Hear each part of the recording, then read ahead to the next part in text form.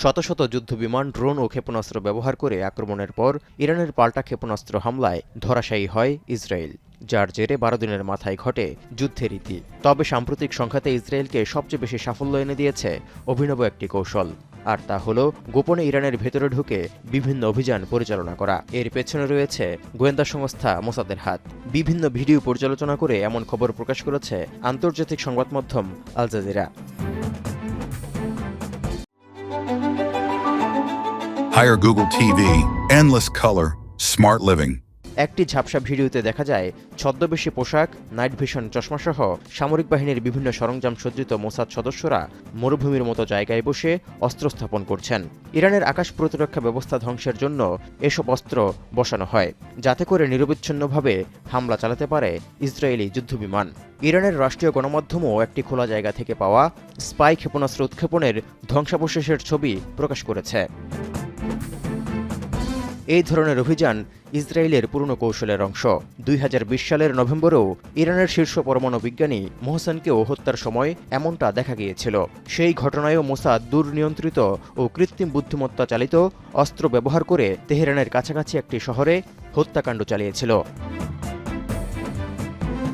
যুদ্ধে ইসরায়েল প্রচুর সংখ্যক ছোট বিস্ফোরক ভর্তি ড্রোন ও কোয়াডকপ্টার ব্যবহার করে ইরানের প্রতিরক্ষা ব্যবস্থা ভেঙে দেওয়ার চেষ্টা করেছিল।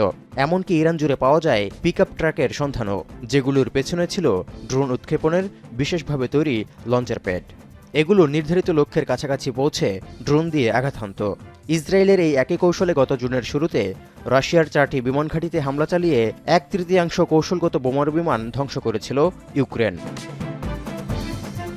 পরে জানা যায় ইসরায়েলি বাহিনী ইরানের অভ্যন্তরে ছোট ড্রোন তৈরির জন্য ছোট ছোট উৎপাদন কেন্দ্রও স্থাপন করেছিল।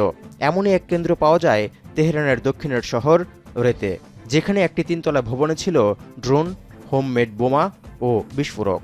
ঘটনাটির পর ইরানের রাষ্ট্রীয় টিভিতে আরেকটি অভিযানেরও ভিডিও দেখা যায়, যেখানে মোসাদের 6 ইরানি এজেন্ট কোয়াডকপ্টার, টাইম বোমা, গ্রেনেড ও অন্যান্য অস্ত্র তৈরি করছিলেন।